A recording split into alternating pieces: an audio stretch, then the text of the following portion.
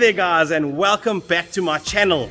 Well, I thought I'd make a video today about everything you need to know when buying a used VR6. I think I've got a bit of experience so far with VR6s. As you can see, I have got my naturally aspirated exec behind me and my turbocharged normal spec also behind me. Okay, the first thing that you would want to check is that all the numbers are correct. I talk about the numbers all the time on my videos. These are the numbers. As you can see, this number here is linked with the VIN. You can see these last numbers here are linked with the VIN.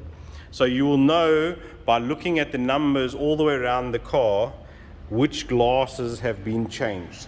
On this car, I can see the back windows being changed and one small glass, but you can see there are the numbers on the glass.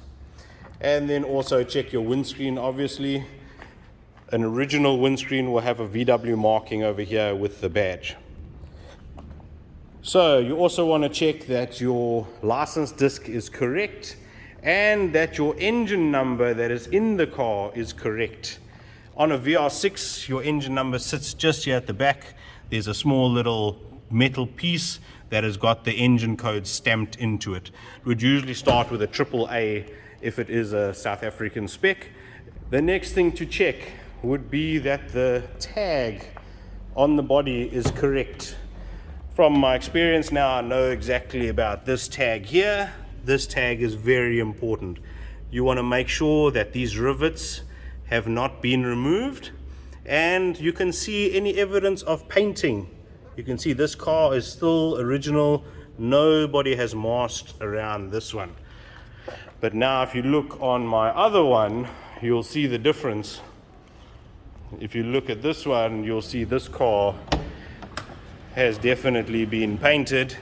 As you can see, the rivets are still original, but obviously they've painted over it. So that's very important to check, and like we say, that would be the VIN number, so that you can actually check that the number on the VIN and the glass is correct. An important thing to note on a VR6 is that it's an old car. It's not going to be perfect. So if you're expecting a perfect car, rather go buy yourself something new, Golf 7, Golf 8. If you want to buy a VR6, you're going to expect that there are going to be some things wrong with it. So the most things that you can think that can go wrong with these cars do. So you have to make sure that you're prepared to maybe go down a rabbit hole like I did with my turbo one. So what you should check is make sure that the lights are all working. Make sure that your windscreen wipers and windscreen sprayers are working. If the car's got a sunroof, make sure the sunroof is opening and closing. You need to check central locking. Make sure it's working with the button, and then check if the key works in the door, the ignition, and the boot lock. It's quite important because then you'll sort of know if it's been changed in the past. Sometimes you'll get it will work in the ignition, but it won't work in the boot. Then you know obviously something has happened with the boot lock. The next thing to make note of is that VR6s are synonymous with having a few leaks. They are old, so you should just look underneath and check that there's no visible oil leaks. It's very common for them to leak around the oil cooler and oil filter housing.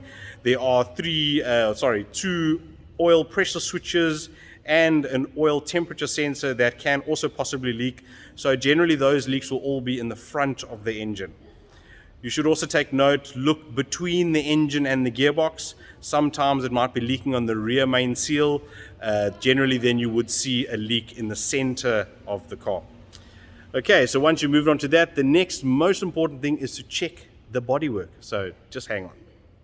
Okay, so when you're looking at the bodywork, you can get a car that has been painted, but it can be painted badly, like this one. So from far, from where you guys are standing, this car looks sweet. But when you go closer, then you can see that there is a little bit of overspray here and there are some scratches and body filler marks on the roof. I can see them on the side of the car. You can see here If you look closely, it's body filler marks. And then if you look at the doors and the alignment, you can see this one, it's pretty close, but it's a little bit wavy. You can see it's bigger on the bottom than on the top. So if you look on this one here, you can see all the door lines are sort of right. You can see the actual gap is the same on the top of the door and on the bottom of the door. If you look at this door, you can also see the gap remains even. A lot of times you must look here because you'll see that the door will drop. So you can check out that this hasn't gone down, then that would indicate either there's accident damage or the hinges are worn out. You should also go and make sure that all the fixtures are on the car. These things are very important. A little trim like this and these little corner trims, this beading and these side skirts are very, very hard to find. Things like on this car, the original center cap and the wheel nut caps, the little plastic cap, also very hard to find. And then on the front, a very important thing to look at is the headlights. You can see this car has had other headlights put on, but these lights here, these are almost impossible to find. These are getting harder and harder. There are a few reproductions. This is a reproduction. The original one has got some writing across the front of it, so you can generally see if it says Hella on it, then you know it's original, or it will have a German marking. And then obviously things like the stickers in the engine bay. We've stuck these stickers on, but you can see there are a few that you might find originally on the car. So if it has stickers over here, that's usually a very good indication that the valance hasn't been damaged or changed. And then things like in the engine bay, if all the bolts and the little clamps and all the stuff is still original, you can see even on my car it's been secured with absolutely nothing, and you can see that it's still an original clamp. So you want to look at all those things when you're looking around your VR6. Next important thing to keep in mind is that the doors are working correctly and that they close well. You can see it should just close easily like that. If it battles to open and close, then just check out the door hinges. The next thing you should be checking is the electrical aspect of the car. Make sure that these lights here are working. On nearly all the VR6s, they have these lights here. The earlier model just had an ABS one, and the later one has got the dual. On this car it's not working, but both of these lights are supposed to switch on when you turn on the ignition. Now on this car you can see the brake light, even when I start it, the brake light stays on, and that is because there's a problem on the ABS system. So this car, if you start it, you see the brake light stays on. Even if I drop down the handbrake, you can see it stays on. So that's an important thing to note, and make sure there's no other lights staying on inside here. And then you can look at the kilometers while you're there. You can see this car, if you see where it's written total, over there it's written total, so below there is the kilometers. But if the total is missing, that usually means that it's gone beyond 300,000 kilometers. So just take a note of that. Okay, so basically once you've checked the outside, it is a very good idea to get inside the car and make sure all the inside stuff works. Make sure all the electric windows work. The rear windows are very synonymous for failing. Even on my car I have one that isn't working. On the turbo one, no rears. So please check the electric windows. They're also very hard to find components for, so make sure the electric windows are working, and make sure the central locking pump is working. Usually if you trigger the door, which means you lock or unlock it, you should hear the factory pump kicking in, and that will indicate that the pump is working. Generally it should only run for a few seconds, maybe about 10 seconds at the most. If it is running on, then that means there must be a leak in the system. It does work with air, so if there's any of the pipes in the system that are damaged, the pump will just continue running. I think it runs for about a minute before it times out. So on both of my cars, no pump. So I've tested the pumps, they are working. So on both of them I've got an issue with wiring and the central locking system. So just check it. Make sure your central locking is working, because it all determines the value of the car. Because the aircon, the central locking, those are very expensive items to fix. Most of the parts are not obtainable anymore, so you always have to find secondhand stuff. On both of my cars, the green one, I've pretty much got everything back together for the aircon to work, but there's a problem with the wiring for the fan, so I have to sort that out. On this one, I blew a pipe. Also, I had everything connected, issue with the fan. So both of them, literally, when you turn the aircon on, the high-speed fan doesn't kick on. It's very important to check, because that causes the aircon system not to work. So make sure all your fog lamps are working. Make sure all the lights are working, front and rear.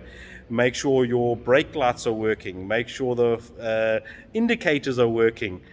It's very important, because when you're taking it for the test and you have to now find fittings for globes, etc., then you are really going to battle, as I have battled, because parts are super hard to find for these VR6s. The next thing you need to check in the boot, check the spare, check the jack, and check if there's any warning triangle or anything like that. The original stuff is super unobtainium. I'm battling for both of my cars. Most people have a full-size spare and just put an extra jack in the boot there, so make sure there is a spare and the jack and everything is there. Any sort of lock nuts, wheel spanner, very important. I mean, I drove my one back from Joburg on a woman a prayer with a flat spare wheel, so just make sure that when you're buying it, generally if it's got an original Mari biscuit and original toolkit, then you have found a gem, because that stuff is the first thing to go missing. Next thing you need to look out for is any sort of service history. Does it have an owner's manual? Does it have a service book? Generally, the minters, they will have service history. The ones that are not so minters will not even have a piece of paper to offer you to show that the car's even been maintained. Like this one I bought, the only piece of paper I got was that the engine had been changed, so there was no service history whatsoever. This one here, I have been servicing it at my shop for the last about 5 or 6 years, so I know the history of it. That is why when it came through my shop, I jumped and bought it, because I knew that one in that condition is very hard to find. And I mean, no matter where I go, somebody wants to buy that car from me, but I always say to them, no, I'm not finished with it yet. So until I'm totally tired of VR6s, both of these I think are going to stay in my garages at home. I get a lot of enjoyment out of the turbo one. It's a completely different feeling to the NA one. The turbocharged adds a whole new aspect, because literally this car made 100 kilowatts on a dyno day. Now it's making 240 kilowatts. So I've more than doubled the power with about 20,000 Rand. So for 20,000, double the power, it's not a minter, but it still has value. It still has value even in parts, but I mean, it's a turbo VR6. It's still going to be worth over 100,000. So, and I'm happy with it. It's my passion. I love these cars, and I never would have thought that I would own 2 of them. That one, the green one, that was the unicorn, the one that I never thought I'd get. This one was just, at the time I was looking, it was what was available. It was a sedan. I like a sedan. I do like a Golf, but I am a sedan man. I like to still have a boot that I can load some few dops in when you want to go for a jol. And so the turbo one, that has been the nemesis. That has been the project car. That's been the one that's fought every step of the way. But the other one, that one has been so nice. It only had 1 or 2 small issues.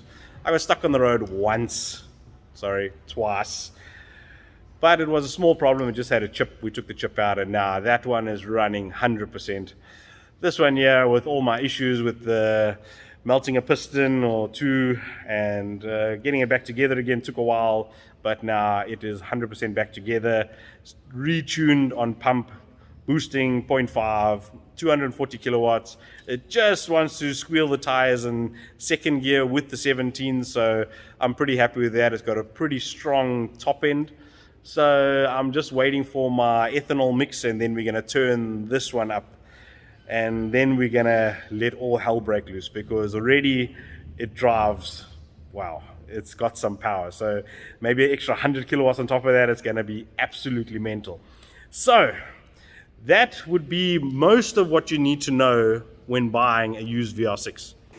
Just do your homework, because once you've got it, it's very hard to find a lot of the parts for all of these cars.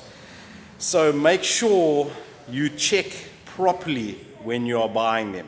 Make sure that the paperwork is in order. You want the original logbook in the person's name who you're buying the car from.